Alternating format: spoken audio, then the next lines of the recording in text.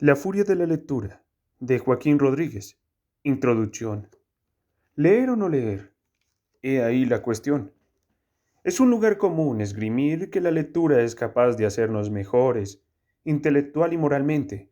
y todos los planes de fomento y animación se basan, con absoluta ingenuidad, en promover los valores de la bondad, el goce y la erudición.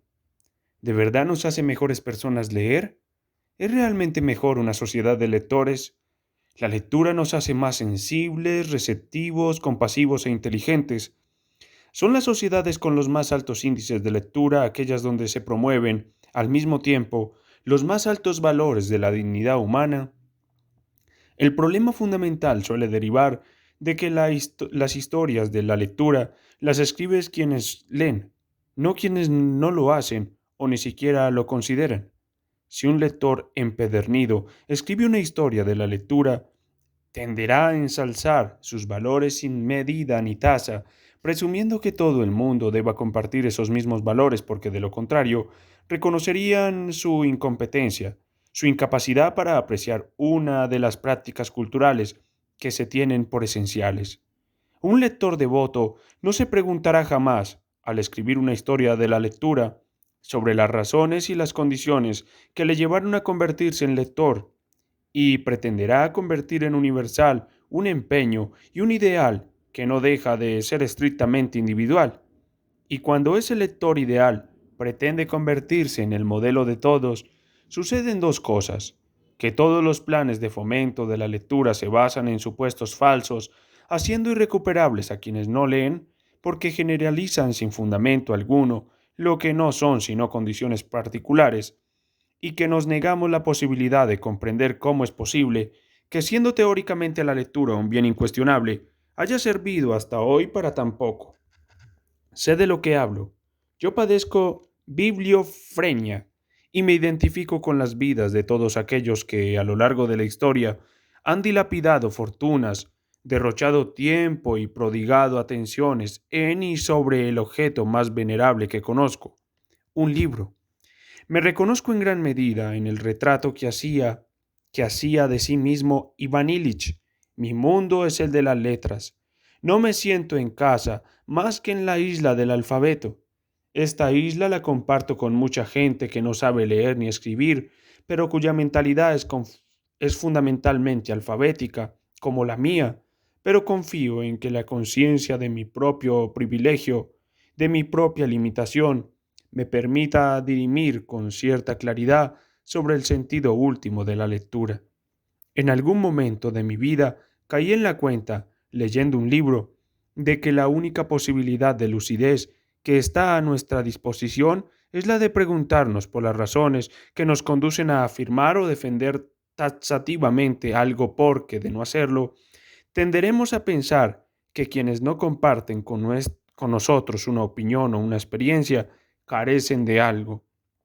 Si no pensamos nuestra relación con el objeto que ensalzamos, nos parecerá todo tan sencillo como enumerar los presuntos atractivos de nuestra práctica para que todo el mundo, de manera entusiasta y automática, se adhiera a ellos. Y nada más lejos de la realidad. La historia está llena de historias de la lectura que siguen ese patrón: exponer el canon, desgranar algunas anécdotas personales de una infancia dedicada a sumergirse en las profundas aguas de las bibliotecas familiares y esperar que todo el mundo asuma lo evidente. Si escribo este libro es, entre otras cosas, para contradecir todas esas historias y para reclamar tres cosas: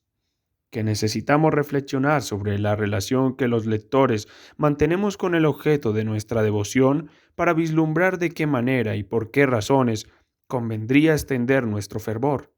que necesitamos comprender las razones de quienes no leen tomándolas en serio, porque ninguno de los que no leen se tienen a sí mismos por inferiores o imperfectos, ni disponen de menos cualidades, aun cuando, sometidos a la presión de una situación de encuesta, siempre tenderán a expresar su buena voluntad cultural reconociendo el canon imperante en cada momento; que necesitamos adentrarnos en los entresijos históricos y antropológicos de la lectura para entender la intrincada relación que los seres humanos han mantenido con ella, de manera poliédrica, porque nos llevaremos más de una sorpresa cuando sepamos quiénes gozaban de ella, quiénes la vituperaban, quiénes la ensalzaban como herramienta de liberación, quiénes la utilizaban como barricada ante la adversidad, quiénes la calificaban de pasatiempo dañino y fútil, o quienes se empeñan en demostrarnos que se trata de una actividad capaz de transformar nuestro cerebro. Aspiro por eso a que, sopesadas todas esas razones, cualquiera, incluso quienes no leen habitualmente, encuentren razones fundamentales para hacerlo. Pero hasta llegar a la conclusión a la que llegue, es relevante examinar algunos hitos relacionados con la lectura, porque la historia nos muestra cosas paradójicas que deberían hacernos dudar de su interés y provecho. Los jerarcas nazis, destructores de los principales valores de la dignidad humana, eran consumados y devotos lectores, estetas arrobados por la prosa y la poesía de los clásicos. Grandes filósofos griegos comprendían la lectura como una tradición a la larga tradición oral de la humanidad, una falsificación del verdadero conocimiento que debía construirse en la relación dialógica entre personas libres. Algunos de los intelectuales más arrojados e influyentes del siglo XX entendieron que abismarse en escritos y lecturas los separaba por completo de la acción y la intervención políticas. En una disociación inadmisible en teoría y práctica, otros grandes escritores adujeron que entregarse por completo a la lectura solamente podía conducir a la forma de atontamiento e inutilidad que se encuentra entre los profesionales de la academia. Algunos de los grandes comunicólogos y antropólogos del siglo XX abdujeron que, en buena medida, la condición tipográfica del ser humano era una suerte de sometimiento inaceptable que contrariaba y sometía la naturaleza del ser humano. Hoy en día, la proliferación de fuentes digitales con contenidos audiovisuales y escritos diversos hace de la lectura tradicional algo residual, casi prescindible, al menos inatractivo para quienes deberían convertirse en lectores. Y mientras tanto, persistimos en publicar historias de la lectura como meros panegíricos,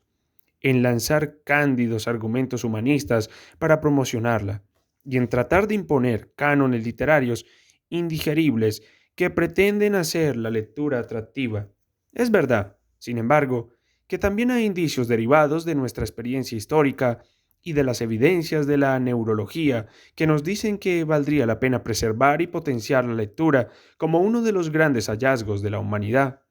No existe programación genética que nos predisponga naturalmente a leer ni a escribir.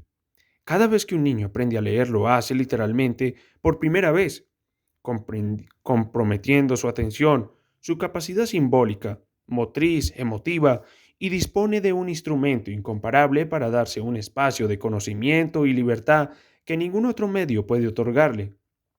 Hay episodios en la historia de la humanidad en los que la lectura se convirtió en una furia capaz de arrasar con roles de género que se querían imperecederos, con creencias en divinidades religiosas que encogían el corazón y el entendimiento, con jerarquías que se pretendían inamovibles. Hubo otros momentos en que leer era la forma por anatomasia de la resistencia ante la mayor de las brutalidades y persecuciones orquestadas conocidas por la humanidad. Y hubo momentos, no demasiado lejanos, en los que la lectura intentó constituirse en un instrumento de construcción de una nueva realidad, en un arma cargada de futuro expansivo, como escribió Celaya, en el dispositivo con el que escribir el devenir deseado por una comunidad entera recientemente liberada. Pero para promover esa clase de desarrollo y adhesión, es necesario comprender las prácticas de la lectura de otra manera, eludiendo por completo la comprensión académico-céntrica de la lectura y dando la posibilidad a los jóvenes de que reinterpreten, asimilen, adapten, resignifiquen y desambigüen textos que de otra forma son absolutamente insignificantes para ellos, permitiendo, en fin, que se apropien de ellos.